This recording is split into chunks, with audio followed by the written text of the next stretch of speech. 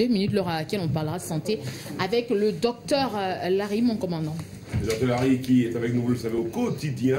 Et on va, avant de le recevoir, dire un petit bonjour à quelques fidèles, une pensée forte pour Bob Frankie. Il nous regarde, Vincent, voilà Vincent, il nous regarde quelque part du côté de Bépanda. Et il dit qu'il ne rate jamais le passage du docteur Larry.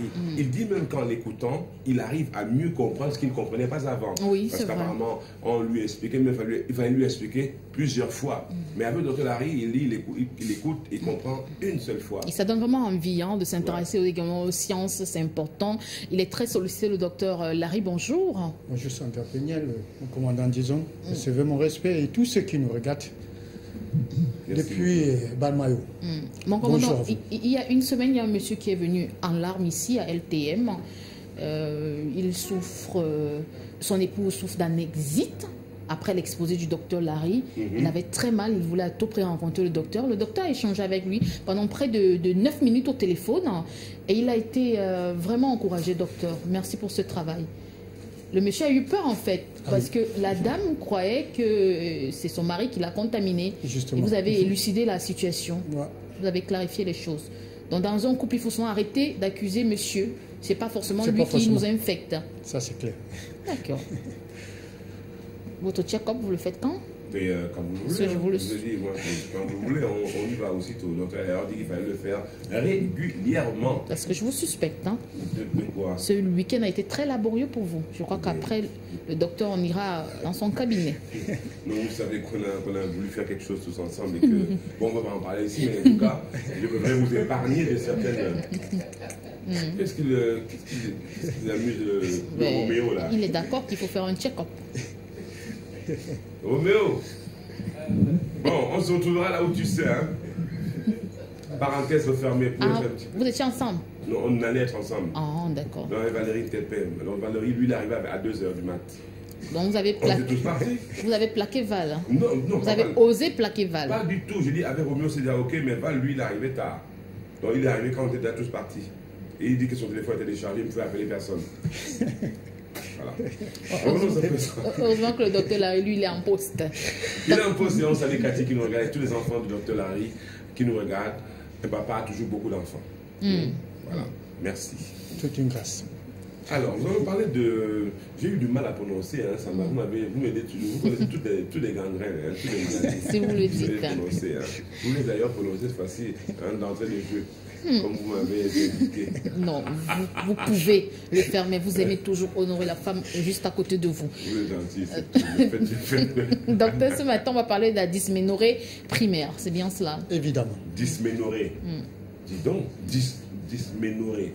Donc, qu'est-ce que c'est? Voilà, il faut dire déjà que avant de parler de dysménorrhée primaire, nous avons ce qu'on appelle dysménorrhée, qui n'est rien que d'autre. Bien prononcé par Sandra. Voilà, bien prononcé. Elle prononce toujours bien, ça il faut le dire. Rien à dire. Alors, qui n'est rien d'autre que ce qu'on appelle les douleurs des règles. Sauf que... Les règles douloureuses. Les règles douloureuses. En d'autres termes aussi. A été quand même forte. Dysménorrhée. Oui, alors, il faut dire qu'il existe 2 types de dysménorrhée. Voilà pourquoi ce matin, nous commençons avec la forme primaire. Voilà.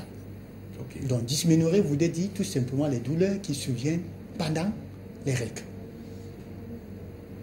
C'est les règles douloureuses. Voilà. Douloureuses. Mais tout le monde n'est pas sujet à ça. Ça veut dire que tout le monde n'est... Toutes les filles ne sont pas concernées. Ne sont pas concernées. Oui, ça, c'est clair. 50% des femmes, hein, il faut le dire ainsi. Pour ne pas dire... une femme sur 2. Une femme sur 2, voilà. Et à quel moment survient la dysménorrhée primaire? Voilà, il faut dire que généralement, en temps normal, cela devrait débuter à la fin de l'adolescence. C'est-à-dire, notamment 20 ans. Ben voilà.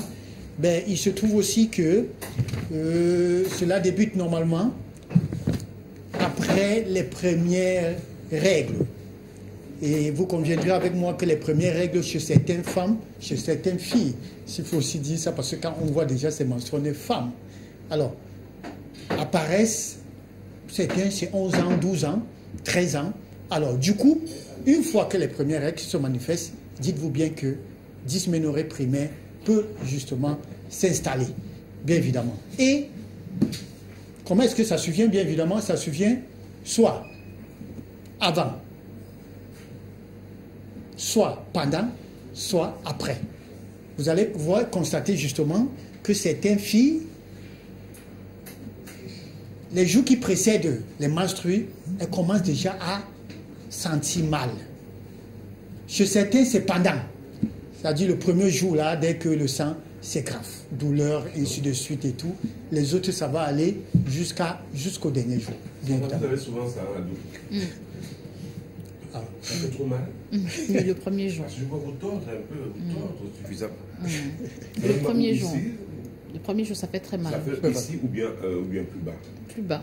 Voilà. Mais ça, oui, au niveau du ventre quand même, parce que quand vous tordez, c'est toujours le ventre gros, je ne sais pas le bas, c'est le ventre gros, tu sais. Pour atténuer la douleur. Hein. Et là, vous faites bien de le dire. Hein. C'est la manifeste. Ah, merci. Oui. Merci. Quand nous sommes trop connectés comme ça. Donc, je suis bien sûr, vous m'avez dit d'être toujours attentif à tout ce qui concerne le problème, l'organe génital de la femme. C'est ce qu'elle m'a dit, d'être toujours concentré. Et je le suis. Comme le lait. Les manifestations. Alors, les manifestations, il faut dire que ce sont des douleurs au niveau pelvien, c'est-à-dire en principe c'est le bas, c'est-à-dire à partir du nombril là, en descendant, vous voyez que vous allez constater que la femme se tord, alors il y a cette douleur là, il y a également lombaire, hein. On peut avoir le mal de dos, bien évidemment, des jambes, ça peut descendre derrière la cuisse, également accompagné céphalée, alors il y a chez certaines filles, certaines femmes, autant pour moi, c'est nausées, vomissements, voilà, qui peut aussi, parfois même la fièvre. Hein? Et ce sont les symptômes qui se rapprochent souvent, docteur Larry, à la grossesse. Donc on manifeste ces symptômes, on a l'impression qu'on est enceinte. Bien évidemment. Alors qu'il s'agit... Pourtant, il s'agit bien des douleurs des menstrues. Voilà. Voilà normalement comment ça se manifeste. Comme je disais tantôt, chez certains, parfois, elles sont irritées. Hein? Très nerveuses. Très nerveuses, oui. Voilà. Bon, voilà en quelque sorte mon commandant les symptômes. Et les facteurs de risque? Voilà, il faut dire que les facteurs qui, justement, chez certains, aggravent la sévérité de ces symptômes. Nous avons ces jeunes filles qui en ont vu les premiers menstrues, notamment précocement. Certains en ont vu à 10 ans. Ça, c'est trop précoce, ça. C'est trop précoce. L'âge normal, c'est... 15 ans. 15 ans. Certains vont même à 18 ans, hein, pour pouvoir voir. Voilà. Il faut dire 10 ans, non, c'est trop. Voilà, c'est tôt. Et là, elles peuvent être justement sujets. Ça, c'est des facteurs. Il y a également ces femmes qui ont des règles longues, ça veut dire irrégulières et abondantes. C'est beaucoup de sang. Ce n'est pas des gouttes, mais vraiment, ça coule. Des litres. C'est dangereux en ce moment. Pour ne pas dire des litres. Oui, voilà. 4-5 jours, ça dépasse 4-5 jours, parce que je sais qu'en général, c'est ça. Donc 3 jours aussi. Voilà, 3 jours chez certains. Oui. Voilà. Donc, lorsque ça coule abondamment, est-ce qu'il faut s'en inquiéter? Oui, ça va justement, ça également, il faut s'en inquiéter parce qu'il faut, généralement, il y a un examen, il faut diagnostiquer, il faut rencontrer le spécialiste, le gynécologue, qui va faire un examen gynécologique, va explorer, est-ce qu'il n'y a pas d'anomalie, si possible, vous envoyez faire ce qu'on appelle une échographie pelvienne, pas abdominale, pelvienne, dans le bas là, justement pour voir est-ce que, voilà. Donc, il faut s'en inquiéter. Si ça coule, si ça doit faire, je veux dire quelque chose par là, 1 litre de Tanguy, faites très attention. Voilà, ça c'est pas bien du tout. Voilà. Donc, il y a des facteurs, il y a également antécédents familiaux. C'est-à-dire, vous allez voir la maman de cette jeune fille, je veux dire autant pour moi, elle également a subi la même chose. Très tôt, la jeune fille également peut en suivre. Donc, il y a aussi ce facteur familial qui en découle. Il y a également la cigarette, le tabagisme. Pour ces femmes-là qui fument, elles auront toujours des problèmes de dysménorrhée. Voilà. Voilà autant de facteurs. Dysménorrhée primaire, docteur. Les causes de cette dysménorrhée primaire, sur quelques-unes quand même, parce que c'est sûr que quelque chose provoque cela. Bien évidemment. Les causes, nous en avons 2, hein, en ce qui concerne dysménorrhée primaire. La première cause, c'est cette contraction utérine. Contraction utérine à cause de quoi? D'un déficit de vascularisation. Quand je parle de déficit, ça veut dire qu'au niveau de l'utérus, c'est-à-dire utérin là, il y a un défaut, un déficit des vaisseaux. Vous savez que cet endroit, normalement, devrait avoir bien des vaisseaux pour faire irriguer, c'est-à-dire pour la circulation du sang. Comment on peut arriver au déficit, justement, de ce... Voilà, ça c'est des anomalies, chez certains, parfois ça peut être congénital, ça peut être justement à cause de la maman lors de la conception, pendant la grossesse. Il y a tous ces facteurs-là qui en découlent après que l'enfant vient au monde. Maintenant, il y a deuxième aspect, on appelle prostaglandine. Ça c'est une hormone justement qui est sécrétée par les vésicules séminales. Cette hormone-là favorise tout qu'on te fait, c'est-à-dire le flux menstruel. On le trouve dans le placenta, dans le liquide amniotique. C'est ça qui coule justement pendant les menstrues. Et ça contribue à ce qu'on appelle ces contractions, ces différentes contractions. Voilà. Ça, si ça coule beaucoup, vous serez également sujet à ce qu'on appelle une dysménorrhée primaire. Si ça coule beaucoup, je dis bien, je le précise encore. Okay. On va parler et il y a des facteurs qui permettent justement de couler beaucoup. Il faut faire très attention. D'accord. Voilà. Alors, on nous signale que c'est terminé, on va aller au pas de course. Mais avant de parler de diagnostic, docteur, il y a souvent aussi les seins qui font très très mal. Les seins sont très lourds et ils font terriblement mal. Oui. Et même après cette période-là, les seins font toujours mal. Alors, la femme qui a mal au bas-ventre et mal au niveau de ses seins, après la période menstruelle, est-ce que c'est dangereux?